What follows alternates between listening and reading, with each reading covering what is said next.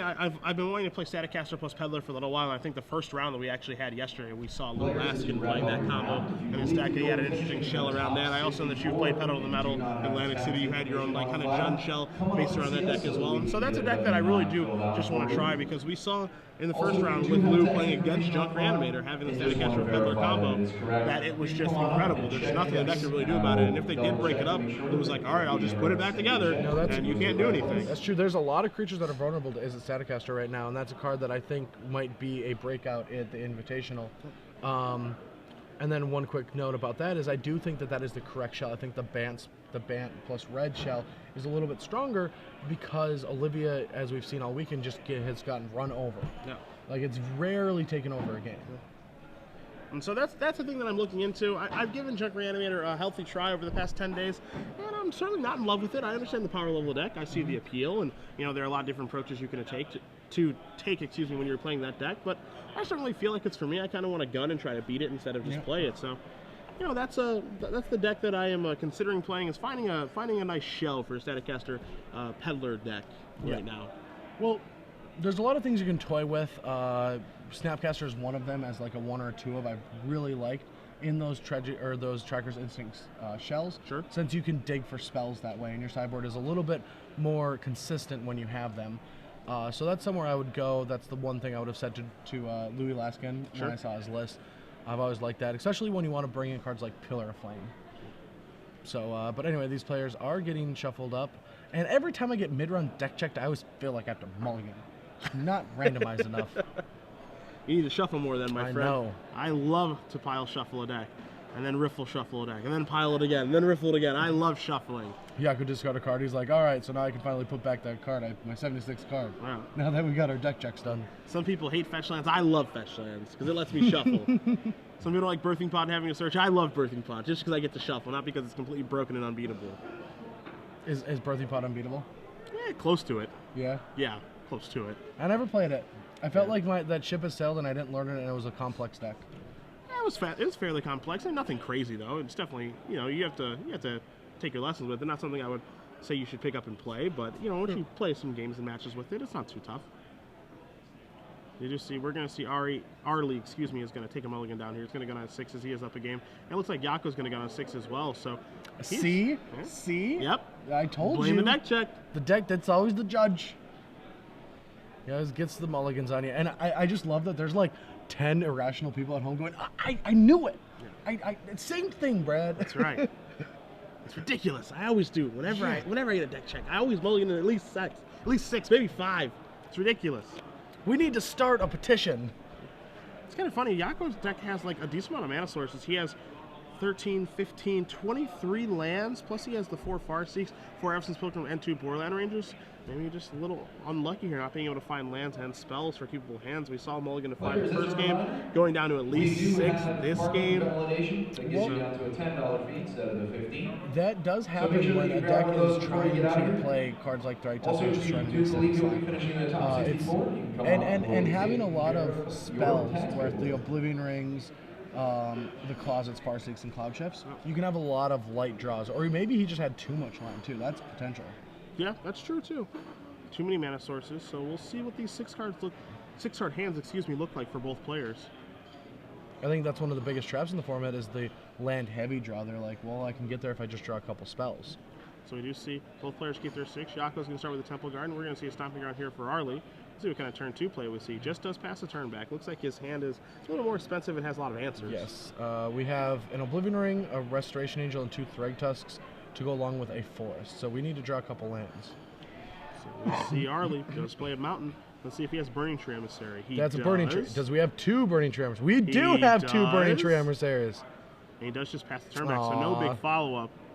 And we're going to see Oblivion Ring take care of one of those things. Yeah, you just need to get this. Yeah, immediately. Yeah, that is another trick that people are learning against the type of aggressive decks is 1-for-1, whatever it is. Yeah. Just make sure that it's not dealing you damage. And now we're going to see an Ash Zealot. And we're going to see an attack for 4 here from Arlie. Going to put Yaco down to 16. All right, but Yaco is going to have a surprise Restoration Angel, followed by 2 Thragtusk if one of the next 2 draws yield a land. You see Stomping Ground coming to play tapped, and Arlie does pass the turn back. So, as Brad said, Yaco does have a 4th land. You see Angel of Serenity, the draw step there.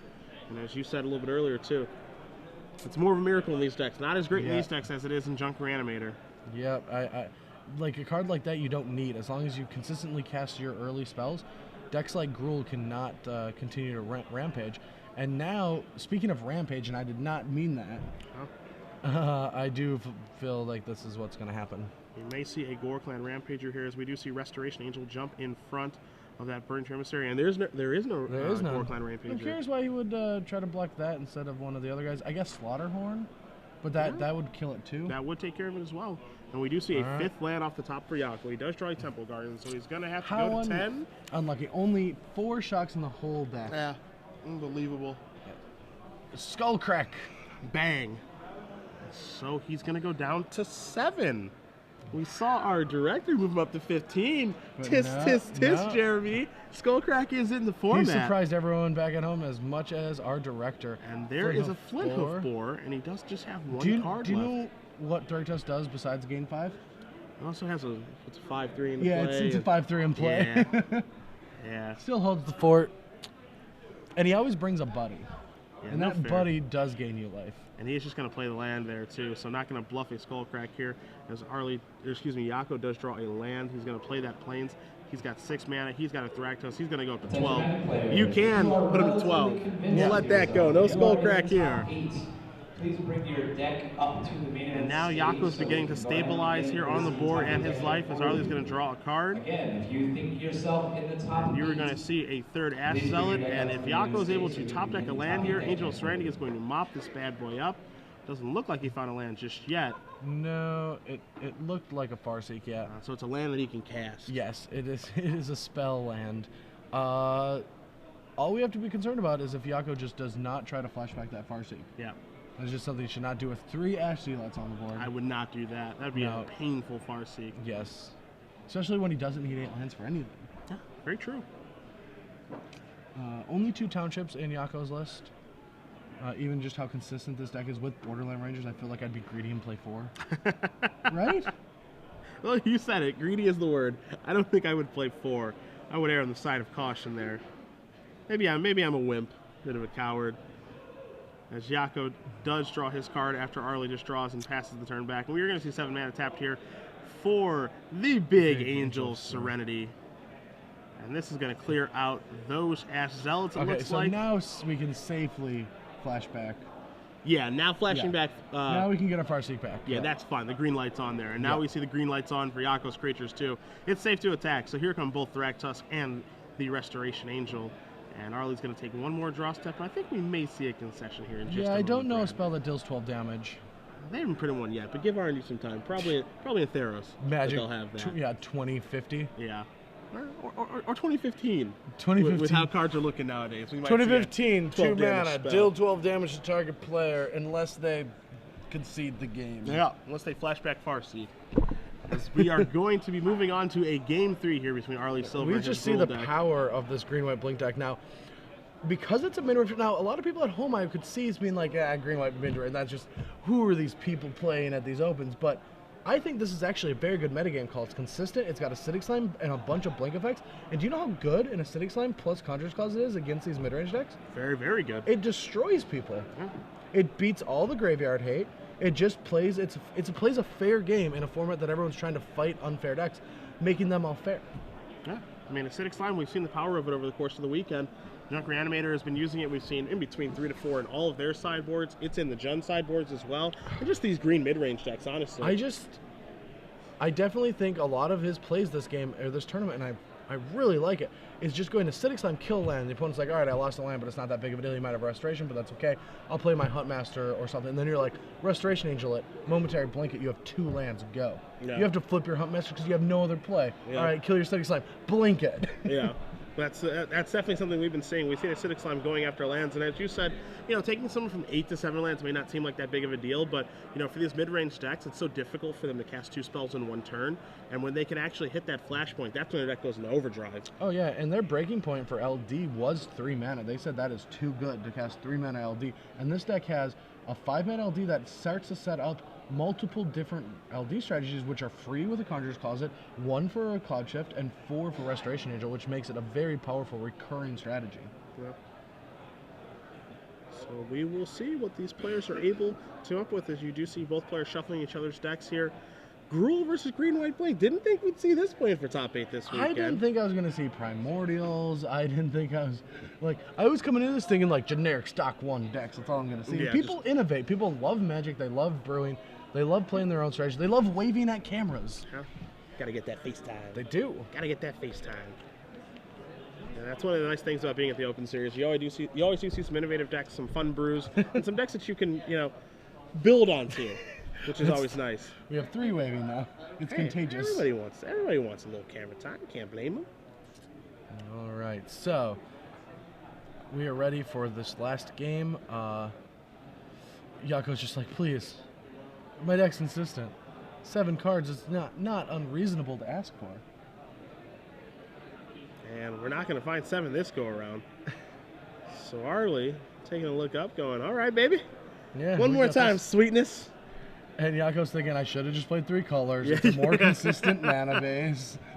I was greedy to play my 2-color deck. Yeah, pretty much, which is crazy to say, but looks to be the case in this format. 3 colors or 1 color, nothing else. And even 1-color decks aren't even very good right now either. Mono red isn't even a very good strategy. You can just splash for free, basically. Oh yeah, most of them. I mean, even look at like Burning Tree Emissary. I've splashed for red spells or green spells in certain brews. Yeah. Yeah, it's like, oops, I accidentally drew too many mountains. At least I can still cast this Flinthoof Boar. Well. I bet that first week judges were just like, what? There's a green card in play and no mountain or no forests. How did you Probably do that? stop some games. All right, so we are on a multi-text, but we are going. Again, Arlie does not have a 1-drop, which could be so backbreaking against a multi-6 for Yaco, especially since his deck has so many powerful spells. Do we have the high? Yes. He just cannot stop. That, oh yeah, Legion. Oh no, that's the Fire Striker. Yeah, so we're going to play a Burning Tree Emissary into a Fire Fist Striker. And we'll bring Fire Fist Striker up on the screen for you guys who weren't here for our match 2 rounds ago, as we're going to see Farseek here from Yaco. It is a human soldier, and when a battalion is achieved, target creature can't block this turn, so we can make a Centaur Healer or Thraxus look a little wimpy. Well, the card that we're going to see look a little wimpy initially is a turn 3 Faithmender from Yaco. That's what he's going to end up playing. And Faithmender is a great Magic card against a deck like Gruul, it just being a 1/5 and gaining double the life. Yeah. And we're going to see it be more aggressive than defensive as this Fire Fist Striker is in play. And so now we're going to see an attack here for 4 by Arlie to start that turn. Going to put Yaco down to 16. His follow-up is going to be a Burning Tree Emissary. Another Burning Tree Emissary. And it looks like that's probably just going to be it for his turn. Yep. So let's see if we do see that 4th land for a Rock's Faithmender here. We do think it is in his hand. And we're going to pause the game momentarily here. Just want to make sure everything is kosher. You see our table spotter working on some things. And it looks like we've got the green light to go back in just a moment here. Just have to shuffle up again. Something must have happened with the randomizing of the deck. So we see Fire Fist Striker with 2 other creatures out there. Battalion has basically been achieved right now. Yep, and that is going to drop Yaco to 10, barring any more trample. Ooh, it's the 3 temple. He has 4 shocks in his deck. And they're showing up. Here's the 3rd one. Temple Garden from Yaco. Going to knock him down to 14. And you're going to see Rock's Faithmender here. Now, if he does have any life gain source like a Centaur Healer, I think he has another Faithmender, which is backbreaking because with 2 in play, you gain 4. So now we're going to see a Strangleroot Geist. Here come the doofuses. That guy can't block. So we're going to see attack for 2, 4, 6, 8. So that's going to put Yaco down to 14 minus 8, 6 life. Ooh, top deck to Garrick. Now, what he's... Oh, no. Oh, no. Now we're going to see Faithmender come across. Oh, here. no. Restoration Angel. Yeah. You were scared, No, but it's okay. Oh, now we see another Rock's Faithmender here. Well, if he played that beginning of combat, he would have gained 2 extra life. I'm assuming since he's been playing with Faithmender, he does know that they stack. And so we're going to see the Firefish Striker here, Battalion, and a Skullcrack. And so what we see is a lethal Skullcrack, and you see a handshake here. So Arlie Silver does win 2-1 over Yaco Zaragoza, playing his green-white blink deck. His draws never really came together for how much life gain his deck has against the Gruul strategy. Never able to just cobble together the pieces. Didn't see any Centaur healers. So what I'm curious about is I do feel like I would have really liked to see him Restoration Angel there. He would